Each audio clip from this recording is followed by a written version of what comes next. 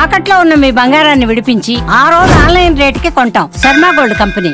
సునీత భూమి మీదకి వచ్చేశారు. ఎటువంటి ఆటంకాలు లేకుండా సునీతతో పాటు విల్మోర్లు అంతరిక్షం నుంచి నేలకు దిగొచ్చారు. 9 నెలల తర్వాత క్షేమంగా భూమికి చేరుకున్నారు. సరిగ్గా బుధవారం తెల్లవారుజామున 3:27 వ్యోమనౌక భూమికి చేరింది. గంటకు 116 మైళ్ల వేగంతో 4 పారాచూట్ల సాయంతో గురుత్వాకర్షణ శక్తిని తట్టుకుంటూ ఫ్లోరిడా తీరంలో క్యాప్సూల్స్ సురక్షితంగా దిగాయి. భూమికి సురక్షితంగా చేరుకున్న అనంతరం సునీత విలియమ్స్ బృందం అందరికీ హాయ్ చెప్పింది. తర్వాత సహాయక సిబ్బంది బృందం భద్రతా పరీక్షల అనంతరం డ్రాగన్ కాప్సూల్స్ ను తెరిచి లోపల నుంచి వ్యోమగాములను బయటకు తీసుకొచ్చారు. ముందుగా నిఖేగ్ గోర్బునోవ్లు, వారి తర్వాత సునీత విలియమ్స్, విల్మోర్లు బయటకొచ్చారు. స్ట్రెచర్ పై వారిని ఎక్కించి లోపలికి తీసుకెళ్లారు. వీరిని హ్యూస్టన్ లో జాన్సన్ స్పేస్ సెంటర్ కు తరలించి వైద్య పరీక్షలు నిర్వహించారు. గతేడాది జూన్ 5న వారం రోజుల పరిశోధనల కోసం అంతర్జాతీయ అంతరిక్ష కేంద్రానికి వెళ్లి అనూహ్యంగా అక్కడ చిక్కుకున్న భారత సంతతికి చెందిన నాసా సునీత విలియమ్స్, విల్మోర్లను తీసుకురావడానికి స్పేసెక్స్, నాసా సంయుక్తంగా క్రూ 10 మిషన్ చేపట్టాయి.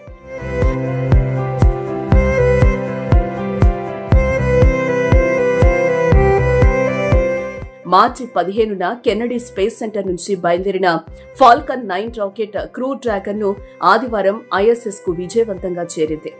డాకింగ్ ప్రక్రియ ముగిసిన తర్వాత అందులోని 4 వ్యోమగాములు ఐఎస్ఎస్ లోకి ప్రవేశించారు. భారత కాలమానం ప్రకారం మంగళవారం ఉదయం 10:15 తిరుగు ప్రయాణం అయ్యారు.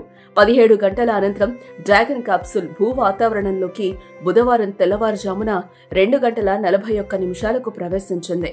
తొలుత గంటకు 17,000 మైళ్ల వేగంతో వ్యోమనౌక భూమి దిశగా పయనించింది.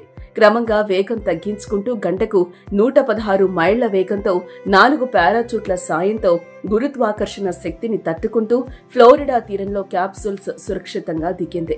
క్షేమంగా సునీత భూమికి చేరుకోవడంతో మూడోసారి తన అంతరిక్షయానాన్ని విజయవంతంగా పూర్తి చేసుకున్న తొలి మహిళగా చరిత్ర సృష్టించారు.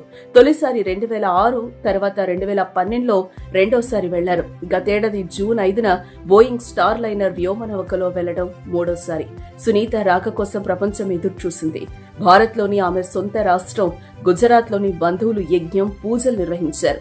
ఆమె నేలకు దిగిన వెంటనే అంతా ఆనందంలో మునిగిపోయారు.